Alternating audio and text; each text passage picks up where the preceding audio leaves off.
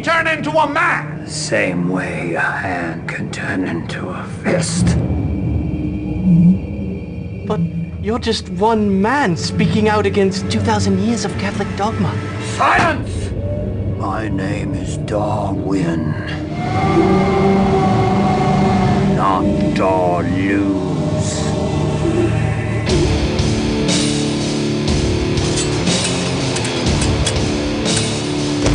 First, a handkerchief to distract. Ironically, the bishop won't see my right cross coming. Second, force feed the dodo egg. Third, discombobulation.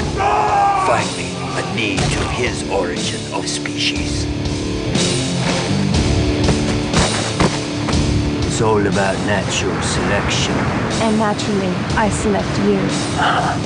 Behold the rise of man.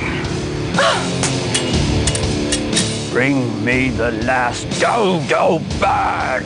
Good God, no! Yes! First, force feed the dodo its own dodo egg. If ineffective, grab dodo and break dodo neck. What have I done? What have I done? Of course, this is an absolutely absurd view of Charles Darwin and his relationship to religion. Darwin was a mild-mannered man. There's no evidence he ever committed violence against anyone, let alone an ordained member of the church, Anglican, Catholic or otherwise. He never, as far as we know, attempted to impose his views upon his wife. And as we will see, his personal relationship to the church was often cordial and frequently productive. It is almost as if Darwin has been recast into the role of warrior against religion by his neo-Darwinian atheist warrior followers.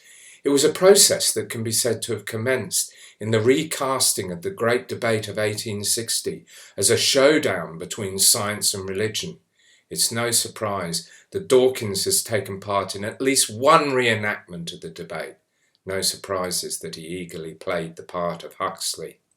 The Great Debate occurred at the 1860 meeting of the British Association for the Advancement of Science, an organisation that was established back in 1831 to promote science by uniting its practitioners with the wider educated public. Each year, the association met in a different city. 1860 was to be Oxford's year to celebrate the opening of the splendid new Natural History Museum. The museum is an extraordinary building, one of my favourites, designed to look like a cathedral of science. It, like the Natural History Museum in London, visibly represented contemporary sciences entwining with religion. That it resembles a cathedral is no coincidence whatsoever, because that was what it was supposed to be, a cathedral where the awe-inspired visitor could worship at the altar of God's nature. For all its Gothic references to the religious institutions of the Middle Ages, if you look closely, you can see that it also used the high-tech genius of Victorian engineering. Its construction combined the very latest materials and techniques to create stunning features like a latticed glass roof that sends the light flooding through to the main gallery below. This held up by iron pillars sculpted to look like trees. Science and God's nature united. The stone pillars surrounding the gallery on the first floor were all made from different rock forms, quarried from around Britain and burnished up to reveal their almost ageless glory and beauty. For we know that however religiously driven science was, there weren't many of the reverend dons who taught geology claiming that the earth was only a few thousand years old. But in 1860, it was inevitable with the publication of Origin only a few months before that the meeting would provide a stage for the discussion of Darwin's new theory and staged it was in a showpiece event that pitted a clergyman against a rising unreligious scientist. The debate itself didn't actually take place in the Grand Hall. One of the rooms leading off the first floor gallery was set aside.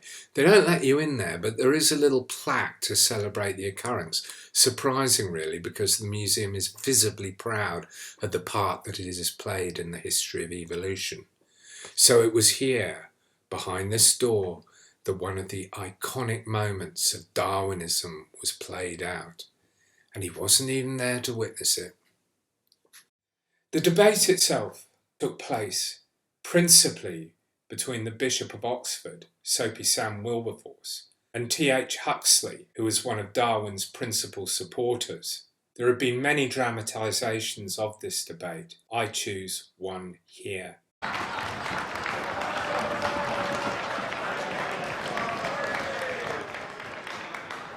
Any contribution to our natural history from the pen of Mr. Charles Darwin is certain to command attention. His latest publication, The Origin of Species, is manifestly regarded by him as the opus upon which his future fame is to rest. Mr. Darwin claims that every living thing, every fish, plant, fungus, fly, elephant, man, turnip, are all equally the lineal descendants of the same common ancestor. Such a notion is absolutely incompatible with the Word of God. Man was made in the image of God and redeemed by the eternal Son. Natural selection is an ingenious theory for denying the working and therefore the existence of the Creator. In fact, the human brain differs markedly from that of all other mammals. Unfortunately, my Lord Bishop, you have been misinformed.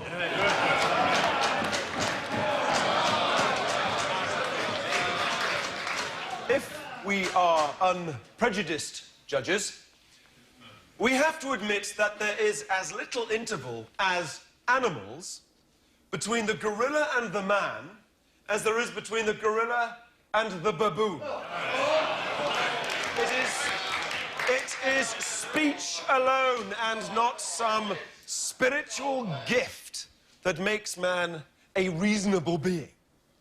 That is the source of our unlimited intellectual progress, but that does not disguise the fact that to the very root and foundation of his nature, man is one with the rest of the organic world.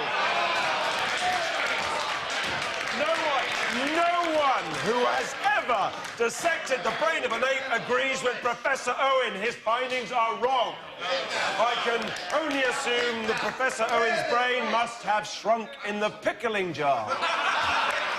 I meant, of course, the chimpanzee's brains he had examined. Oh, Lord. It was then that God delivered Wilberforce into my hands.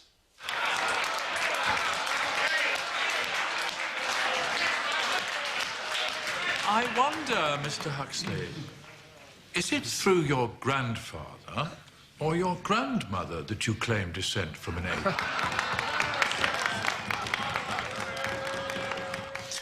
I stood up, very quiet, very grave, and said my say with perfect good temper.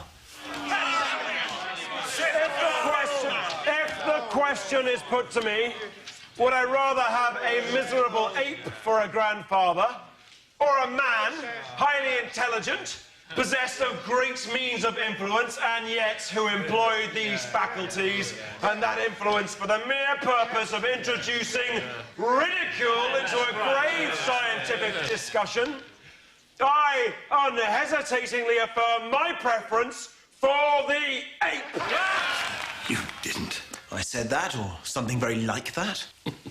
How dare you attack a live bishop in public? Have you no respect for the purple waistcoat? Lady Brewster fainted, had to be carried from the room. And then Admiral Fitzroy got to his feet. Fitzroy?